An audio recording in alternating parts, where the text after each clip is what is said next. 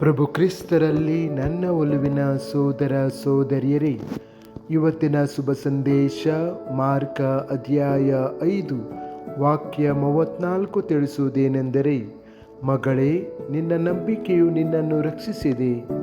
ಶಾಂತಿಯಿಂದ ಹೋಗಿ ನಿನ್ನ ಬಾಧೆಯಿಂದ ಗುಣಮುಖನಾಗು. ಚಿಂತನೆ: ಯೇಸುವಿನ ಮಾತುಗಳು ಕೋಮಲ ಸತ್ಯವನ್ನು ಬಹಿರಂಗಪಡಿಸುತ್ತದೆ.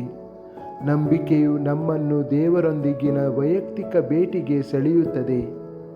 ಅವಳನ್ನು ಮಗಳು ಎಂದು ಕರೆಯುವ ಮೂಲಕ ಅವನು ಅವಳ ನೋವನ್ನು ಗುಣಪಡಿಸುವ ಮೊದಲು ಅವಳ ಘನತೆ ಮತ್ತು ಆಸ್ತಿಯನ್ನು ಪುನಃಸ್ಥಾಪಿಸುತ್ತಾನೆ.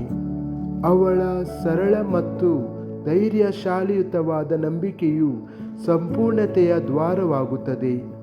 ನಾವು ನಮ್ಮ ಮುರಿದು ಹೋಗುವಿಕೆಯೊಂದಿಗೆ ಯೇಸುವನ್ನು ನಂಬಿದಾಗ ಅವನು ನಮ್ಮ ಗಾಯಗಳನ್ನು ಗುಣಪಡಿಸುವುದಲ್ಲದೆ ನಮ್ಮ ಹೃದಯಗಳನ್ನು ಶಾಂತಿಯಿಂದ ತುಂಬುತ್ತಾನೆ ಎಂದು ಇದು ನಮಗೆ ನೆನಪಿಸುತ್ತದೆ.